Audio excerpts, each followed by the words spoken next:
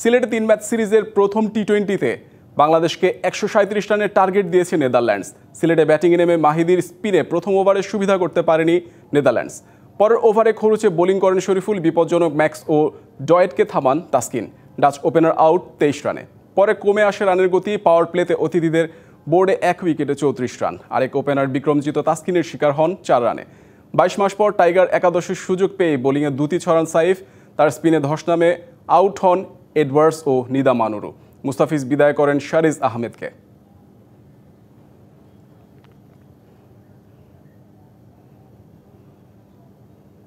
Bangladesh Netherland সিরিজের প্রথম টি-20 নিয়ে সবশেষ তথ্য জানাতে সিলেট থেকে যোগ দিচ্ছেন সহকর্মী শাহরিয়ার হোসেন। সরাসরি চলে যাচ্ছে তার কাছে।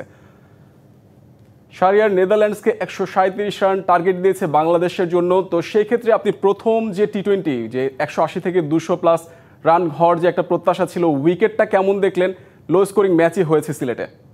নাজিব যেটা বললেন যে আমরা কিন্তু জানি যে সিলেটে সাধারণত স্পোর্টিং উইকেট হয়ে থাকে এবং সিলেটে কিন্তু রান হয়, কিন্তু আপনি একটা জিনিস খেয়াল করেছেন কিনা জানি না যে এর আগে সিলেটে যখন কোনো ম্যাচের আগে অতি পরিমাণ বৃষ্টি হয়েছে কিংবা আবহাওয়া কয়েকদিন ধরে যখন খারাপ ছিল, তখন কিন্তু এরপরে যখন ম্যাচগুলো অনুষ্ঠিত হয়েছে সেই ম্যাচে কিন্তু রানগুলো কম হয়েছে। এর কারণ হচ্ছে সিলেটের এই যে মেইন যে উইকেটে খেলা হয়েছে মোটামুটি দুটো উইকেট প্রস্তুত করা হয়েছে, 4 নম্বর এবং 7 নম্বর, এবং পুরো উইকেটে কিন্তু কয়েকদিন ধরে কাভারে ঢাকা ছিল। কারণ আবহাওয়া সিলেটে আজকে ভালো হলেও এই কয়েকদিন কিন্তু প্রচুর পরিমাণে বৃষ্টি হয়েছে।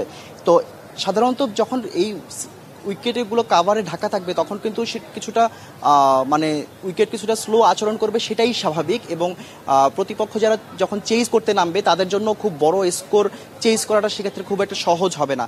তো যে স্কোরটা হয়েছে সেই স্কোরটা অবশ্যই চেজেবল, সেটা আহামরি কিছু না। বাট এমন উইকেটে মানে এমন কন্ডিশনের বিবেচনায় সাধারণত 150-60 বলা যাচ্ছে, সেটা হচ্ছে গুড স্কোর, যেটা নেদারল্যান্ডস করতে পারেনি।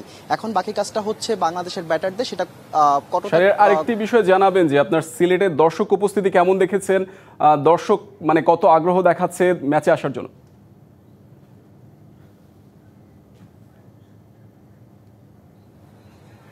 অবশ্যই সিলেটে যখনই খেলা হয় তখনই সাধারণত আমরা দেখি যে সবসময় উপচে পড়া ভিড় থাকে। আজকেও তার ব্যতিক্রম দেখেনি, প্রচুর পরিমাণ দর্শক। এবং আমরা দেখেছি যে ম্যাচ শুরু হওয়ার আগে যারা সিকিউরিটি আছে, যারা স্টেডিয়ামে যারা দায়িত্বরত যারা সিকিউরিটি ছিলেন, তারা কিন্তু হিমশিম খেয়েছে দর্শকদের প্রবেশ ঠেকাতে, এবং সেই দর্শকরা কিন্তু গেট ঠেলে সেই স্টেডিয়ামে প্রবেশ করেছে। তো সিলেটে স্বাভাবিক তুলনায় যেভাবে দর্শক হয় আজকেও তার ব্যতিক্রম হয়নি। প্রচুর পরিমাণ দর্শক এই ম্যাচটি উপভোগ করছেন এবং আমরা আশা করছি হয়তো বাংলাদেশ ম্যাচটা জয়ও পাবে এবং দর্শকরা উচ্ছ্বাস নিয়ে সেটা স্টেডিয়াম থেকে বের হতে পারবেন। নাজিম, ধন্যবাদ শাহরিয়ার।